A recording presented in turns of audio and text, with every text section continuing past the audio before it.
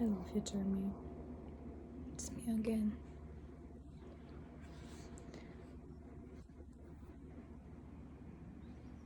She's sleeping. He's napping too. We walked outside for a little bit, even though it's quite cold. The weekend was really cool, but now the sun was out, so 8 degrees Celsius feels good actually. Um,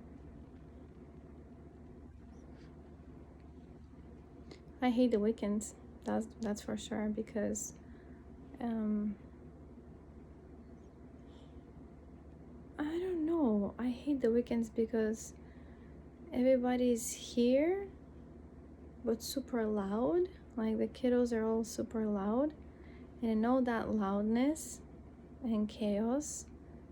There's their beloved father here on this couch, napping every time, or in a different room. But on Sunday, that's just a must, and that's it.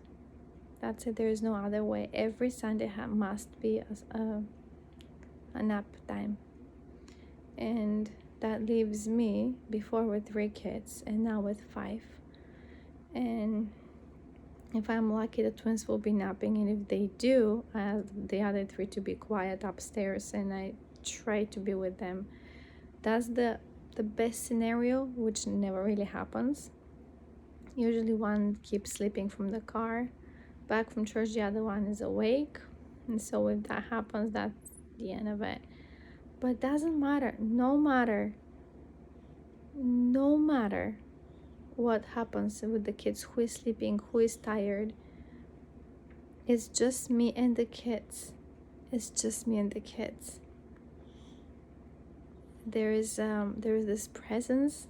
It's a person here in the room. It's a person here in the house somewhere, but not here really. And so I don't understand that. Is a part of the Japanese culture? Is it like a must to sleep? Doesn't a person who is Japanese and who thinks that their priority is sleeping, do they think like maybe their spouse needs sometimes rest too, and maybe they could take turns, like this Sunday you can nap, the next Sunday I can nap, like something like that, like teamwork? No, for years, no. I remember every summer, in the summertime, we just change gear from church calls. We put our swimsuits, which I don't really use swimsuit, I just use whatever, top and bottom, and I load the kids and we go to the beach park. And the last 2 years it's been me and the babies and on the sand, and then the other 3 cruising around in the water. But you okay, sweetheart? She's okay. It's just dry with the AC on. I mean the heating system of the AC, whatever. And I don't understand another things like I mean, I don't understand a lot of things, and I'm pretty much don't really care anymore about that. I just carry on with life and whatever. But in this whole entire Sunday mess of getting the kids into the car, all dressed up for church, bringing something they can eat after church in the car because they're hungry. I'm okay without eating. I can come home and eat, but they're kids. This whole entire thing, I have to plan it ahead. I asked them, the older ones, to prepare their clothes the night before and their shoes. I don't know if they do it or not. The little ones, and then after the little ones are all set up, then I start changing myself. And if I have time, I grab something to eat and prepare something, or like use like the frozen stuff I have from the Costco shop. And I just set up everybody, and then we go. And I really don't mind driving. I like driving. But this past Sunday, yesterday, on the way to church, I was listening to the Sunday school lesson that is actually available on YouTube as well. And there are scholars, there are religious scholars who know about the scriptures and the historical events around it and the Hebrew words behind it. And it's just really, really cool. And I learned a lot. Oh, baby girl. Anyways, so I listened to that instead of those three in the back, like just bugging each other all the time, and it's just really irritating. So that felt good. On the way back home, we listened to some music, like inspirational, instrumental, like primary songs, just music.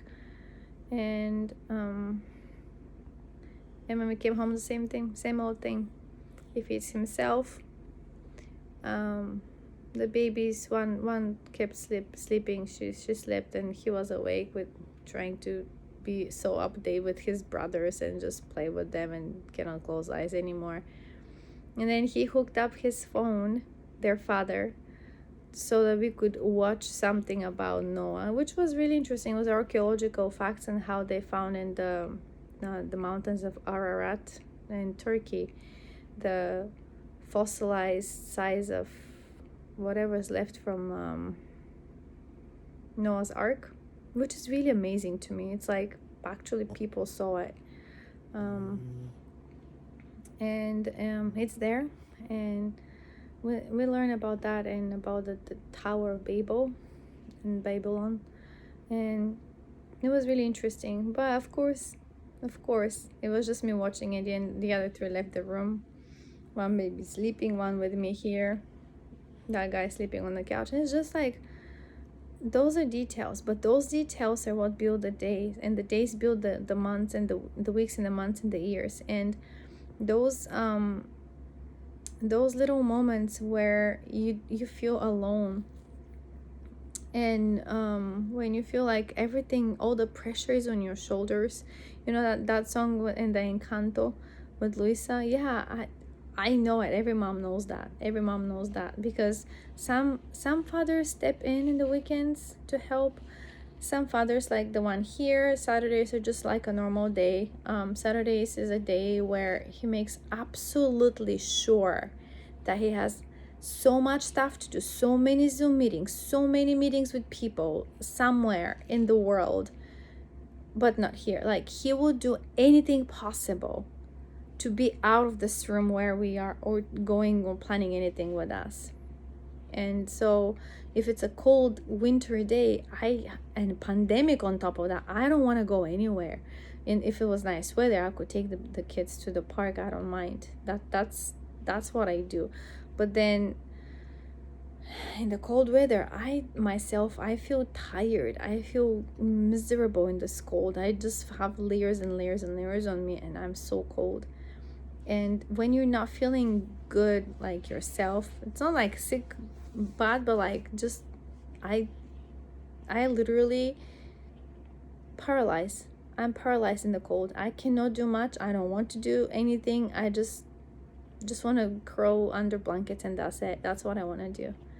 But I can't, because I have 5 kids, and apparently those kids are just my kids, because I have to sit them down and talk to them if they use swear words. I have to sit and talk to them if my one of my sons started hiding his homework again and just not doing it, not submitting it, and hiding it. I have to be the one to because I don't get involved in their schoolwork. I cannot monitor their schoolwork because I don't really know how things go and how to help them with like those stupid kanjis and whatever they're learning there. With math, I could help a little bit maybe, but and they could go around without telling me things, and they can just trick me, but I cannot be like very closely monitoring their schoolwork. And because they don't have a father after school to monitor their schoolwork, they're pretty much on their own. This is really ironic because Their father is out there with other people's kids, monitoring and helping their homework and teaching them English and playing with them outside. And his sons are right here at the window, right there. Very ironic. I just cannot tell you. Maybe for a Japanese normal person who's submissive and slavery minded, it will be like, yeah, he's doing great job, the kids love him, he's a great teacher. And this other lady that he hired, who's from Hong Kong, she's so great too. They're so wonderful, they're great teachers, I'm so proud of him, he's so great, so smart. Yeah, if that was a person who is already mindset that, yeah, in Japan that's what we do, I raise the kids and he's doing whatever he wants on his own, like climbing his career ladder, whatever, that's that would be fine. But guess what, I am not one of them. And as not being one of them, I literally hate everything that ladies have to go through here. And it's not just my opinion. Other ladies that are Caucasian like me, when they see what other moms are doing, like not all moms, some moms are really well pampered by their husbands, and they know how to kind of like get under their skin of their husbands and get what they want. That's a skill too, which I don't have, or at least I don't know how to communicate it in this. I don't really know anything about a relationship with Japanese person, and I'm not sure if I even know how to communicate with, like, if I were to have a Bulgarian husband, because I don't really know how to communicate with somebody on my own native tongue. It's really strange. It's very strange. Like, linguistics play a really, really big role, huge role in relationship and languages and culture and whatnot. But I'm I'm to the point where I'm just so tired of life, because it just happens and you participate in it as to make sure that everybody's fed and changed and baited and clean and ready and set up for the next day, and that's about it. And then recently, I don't really do videos, because I, first of all, when I think about it, at first I'm like, okay, I'm gonna start a video and I'm gonna be complaining in there.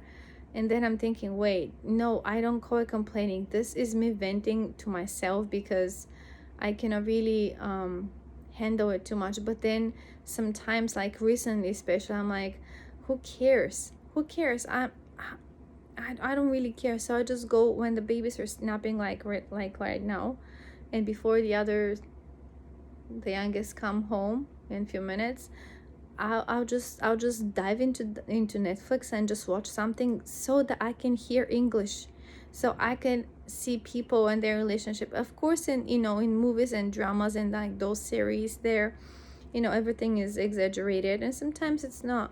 But like, real people, those are real people to me. Real people with real challenges and real showing real feelings, whether positive or negative. Everything is real. Here everything is a mask, and I'm sick of it.